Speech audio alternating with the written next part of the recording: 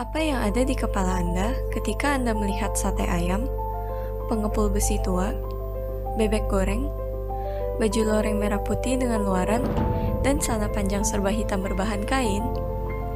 Ya, Madura. Elemen-elemen ini banyak diselipkan di film yang akan kita bahas, Carok.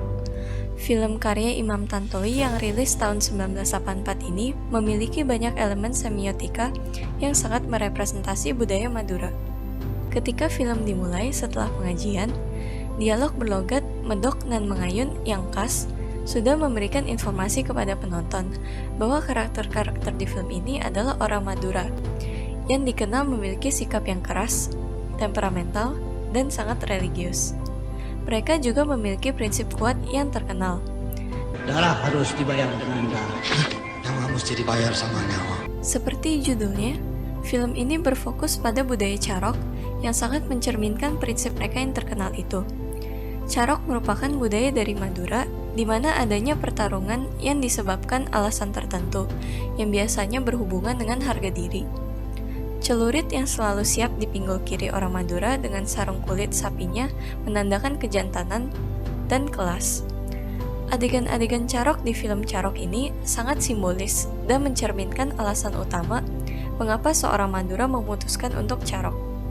Pertama ada adegan Carok antara Hasan dan Joni Ireng, seorang mafia yang ingin merebut pangkalan besi tua milik Markasan. Markasan merupakan seorang haji dan pengusaha besi tua kaya. Carok antara Hasan dan Joni Ireng berlandaskan pembelaan terhadap figur terhormat dan terpandang. Hasan membela ayahnya, Markasan, yang merupakan pemilik pangkalan besi tua sekaligus seorang haji. Dalam budaya Asia, orang tua selalu diutamakan dan dipandang lebih tinggi secara strata sosial ketimbang anak. Berbeda dengan negara barat yang menyamaratakan status orang tua dan anak di dalam keluarga.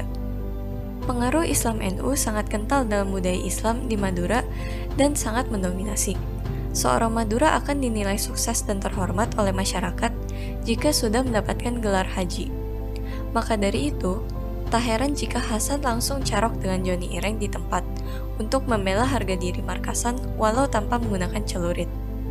Carok antara Harun yang berusaha untuk mempertahankan pangkalan besi tua dan Hasan yang ingin merebut pangkalan besi tua milik Markasan berlandaskan atas keinginan untuk mempertahankan warisan keluarga serta harga diri keluarga.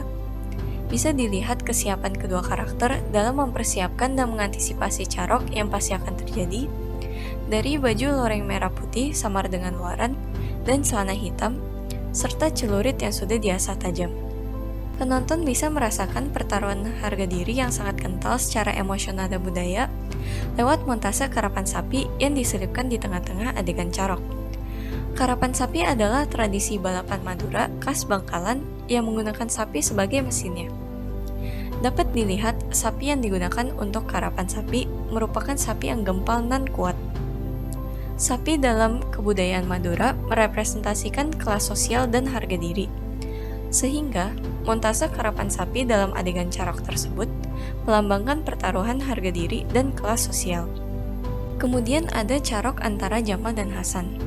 Di cerita, ditampakkan bahwa Jamal merupakan mahasiswa hukum yang cerdas dan disenangi oleh dosennya, karena pendapat dan riset Jamal tentang budaya Carok yang harus dihapuskan karena melanggar hukum negara.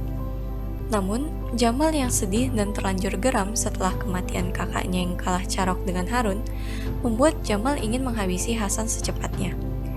Secara hukum, Harun kebal hukum karena bersekongkol dengan Joni Ireng, sehingga tak ada saksi dan orang Madura menganggap Hasan mati karena Carok sebagai sesuatu yang lumrah. Jamal akhirnya Carok dengan Harun dan geng Joni Ireng karena tak ada opsi lain. Carok dengan Hasan dan geng Joni Ireng berakhir tragis bagi Jamal karena di tengah Carok, istrinya mati disayat celurit oleh Hasan. Jamal lalu dilaporkan oleh Hasan kepada aparat hukum dan masuk ke dalam penjara. Di akhir cerita, dimasukkan shot ada dua anak kecil berlari di suatu lapangan dengan riang gembira. Shot terakhir menggambarkan impian Jamal yang ingin bebas dan hidup seperti anak kecil sejahtera yang penuh damai sukacita. Dalam teori film Carok sangat merepresentasikan budaya Madura dengan baik secara parol. Namun, secara lingua agak kurang. terutama di bagian dialog. Tidak semua tokoh menggunakan dialek dan logat Madura. Kadang ada, kadang samar, bahkan ada yang tidak ada.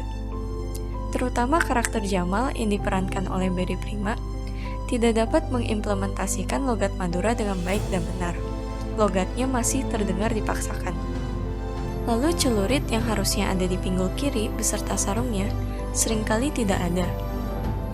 Namun di sisi lain, film Carok memiliki insert shot yang ikonik dan dipakai dengan baik yang dapat membantu penonton untuk menggambarkan perasaan dan situasi kondisi yang sedang dialami oleh karakter.